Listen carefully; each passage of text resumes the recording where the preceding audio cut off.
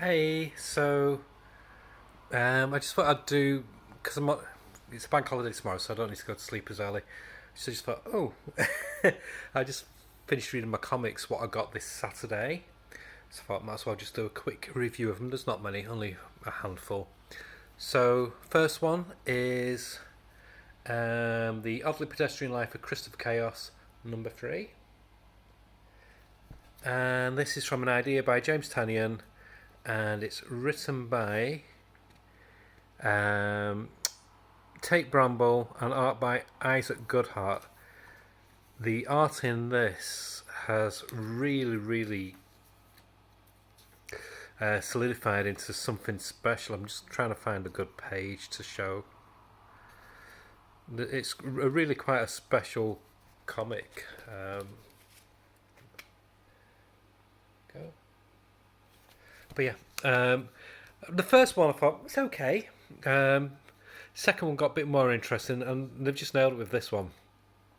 Basically, Christopher Chaos is kind of like an autistic gay Dr. Frankenstein, teenage Dr. Frankenstein, because then you've got Vampire Boy, you've got another one who went missing who's a werewolf, and there's a girl who's joined now as well, who was the girlfriend of the werewolf.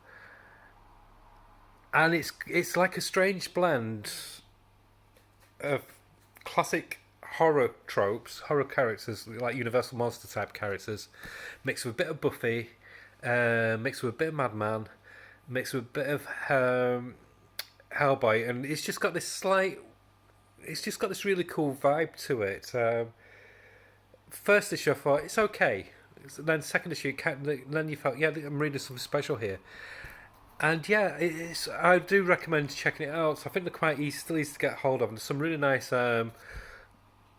variant covers to choose from as well. Normally, I don't really go on about variant covers, but some of these are quite special. And what I like about Dark Horse, they don't charge anything extra for the covers, and it's a really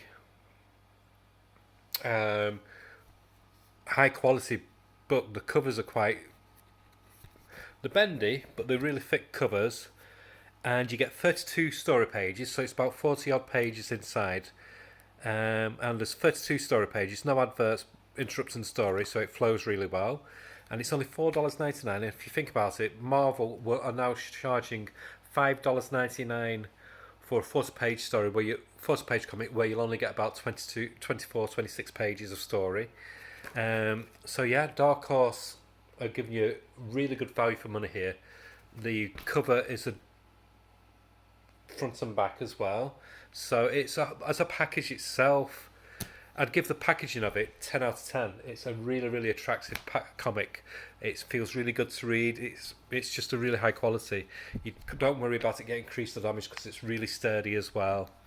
And the story is really fun. I'm invested in the characters.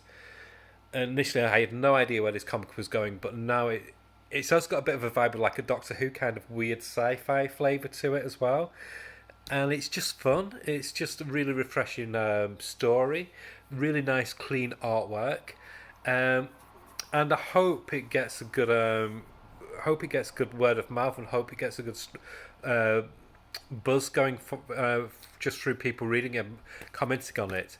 I think it's pop culture philosophers. I think Rock and Robbie, he's got into this as well now, and I can understand why. It's a really fun read, and because of that, because of the solid presentation, the good story, great artwork. Oh,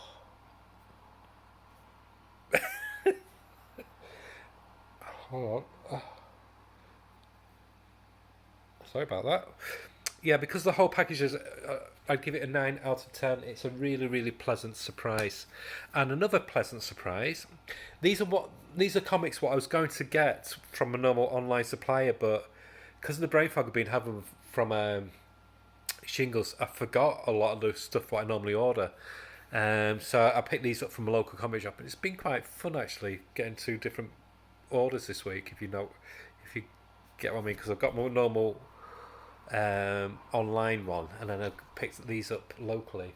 So the next one I got, because I was umming and ahhing about this, because I enjoyed the first one, but I didn't really need it.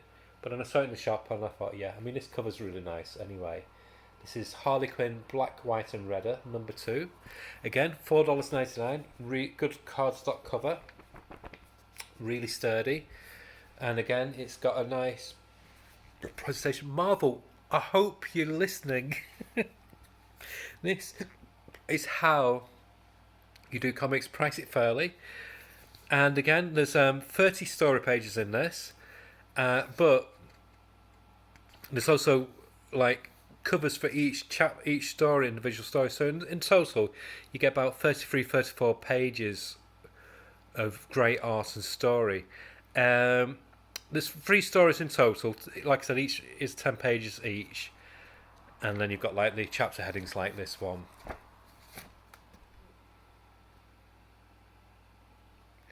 The first story is by Kelly Thompson with art by Annie Wu.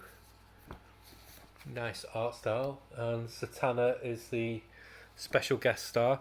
This one feels very much like the modern animated series. So it's tongue firmly in cheek. And she's basically asking Satana to make her origin story cool.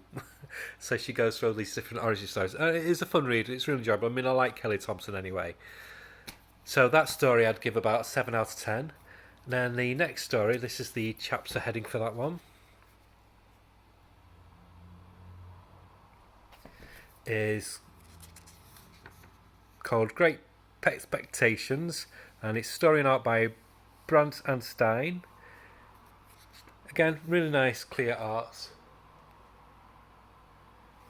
Again, this one's more zany in tone, and it features the Super Pets in it. This was my least favourite of all of them. I'd say give the Kelly Thompson one about 7 out of 10. I'd give this one, art's fine, art's lovely, but story-wise, I'd give it about 6 at the most out of 10. It just felt unnecessary. In the UK, we have a comic called The Beano, and the humour in this reminded me very much of The Beano for this one. It felt very childlike. Like I said, great art, but the story was just pointless. And then there's the third story. This was my favourite one. And this is called Coffee and Pie Oh My by Ryan Parrott's writer and artist Luana Vecchio. The artwork in this is just gorgeous.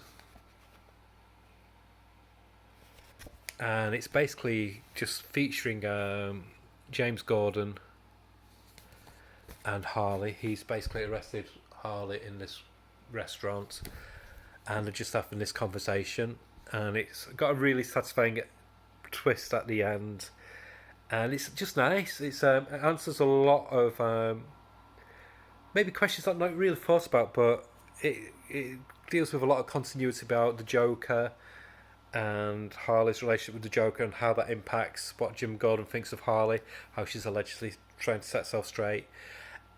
And it had a humour undercurrents, but it was much more serious in tone. It had that balance of humour and seriousness. What Stephanie Phillips really nailed with her run, what she did with Riley Rossmo. So that was a really, really strong story to finish on, and I give it 9 out of 10 for the art and for the story. And it does make me want to go get the next issue. It's a really fun anthology series. Again, very well produced, really high quality. 9 out of 10 for the package in itself as well. Like I said, the story's various qualities. So if we average it all out, it'd be about 8 out of 10 for the whole thing as a whole. And yeah, I highly recommend that as well. And next up, this is one I've been umming and ahhing about because I didn't really know how it would work. So I looked for it in the shop and thought, yeah, I'll go for it because I like Tom King. I know some people don't like him, but I enjoy him. I think his Marmites, you either really enjoy what he does, or you can find him a bit verbose. But I like this, and it's the Penguin #1. He did a series. Bear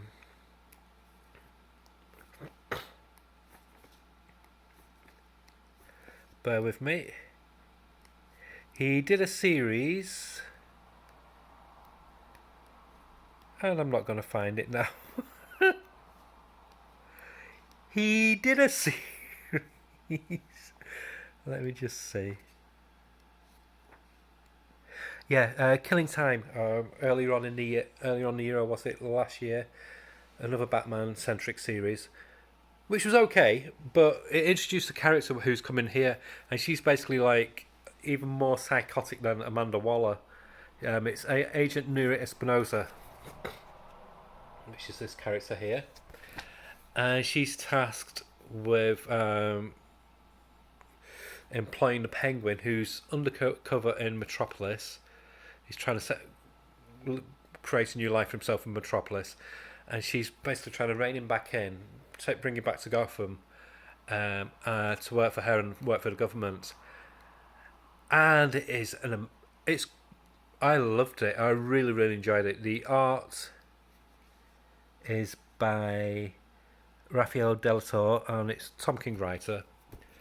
Love the cover, very Sopranos kind of cover, and that's what it felt like. It felt like a really good quality crime thriller, and the pacing was good. I just loved the whole dialogue, and the thought bubbles. It wasn't the Penguin who you, it's the people around the Penguin who you got their impressions of the Penguin, what they thought of him. So that was interesting as well, and it's very enjoyable. I can't wait for the next issue. And it's got me chomping at the bit for the new Wonder Woman comic. What Tom King's doing. Tom King at the moment is on fire. He's doing some really good series. Day Street's another one that's worth checking out, and of course, the Human Target's got a lot of buzz about it.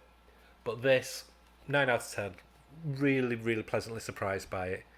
And I'm looking forward to making this one of my regular reads. And then, like I said, there's not many. There's just another one, and then one that I'm just going to mention, just to show you the difference in UK and American comics. And this is Doom Patrol number 5 of 7, because of course it's been expanded by an issue. And Chris Byrne's back on the artwork, and of course Dennis Culver's writing. And it's nice to get Chris Byrne back doing his dynamic artwork. I don't want to say much about this because you need to experience the Doom Patrol for yourself. All I can say it's up to its normal weird standard. It's got a perfect mash, like old school. By old school, I mean really really old school Doom Patrol, like the old Doom Patrol from the 60s and 70s,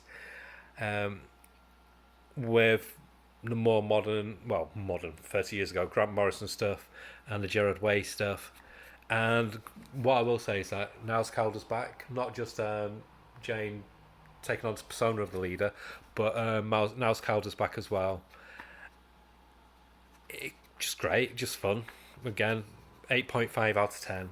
It's been such a fun comic, and the artwork is so good. It's some of the best artwork what you can get in a comic. And I'm just going to be really sad when it's gone. Just 2 more issues. So yeah, 8.5 out of 10 for that. And something I've not read yet, but I have read the first story in the American format, but I'm guessing this in the UK format. This is Miles Morales Spider-Man. The reason I'm guessing in the UK, this, if I bought the American format one, it would be $3.99. That'd be £3.35. Buy the UK format, £2.99, and you get 2 comics for that price. So you get 48 pages of story. So you get Miles Morales number 2 inside this one, because this is number 2, and you also get Gwenverse, so Spider-Gwen Gwenverse number 1, and a poster in the middle. So $2.99, can't complain about that. So this is how I'm getting my Marvel comics now. I'm getting them digitally for the ones that I can't get in from the UK, and then in the UK I'm going to get the Panini Miles Morales Spider-Man. I've started getting the normal Spider-Man comic as well, because you can't knock it at $2.99. Not going to give it a rating because you've most likely read these yourself, because these are stories from a few months back. So yeah, so that's it. I'll do another video later on in the week, which will be looking at the new releases for November, number 1 releases for November for the independent publishers, Image and Boom and so on and so on. And I'll also might do like a look at the collected editions for that month as well, and just spotlight some of them.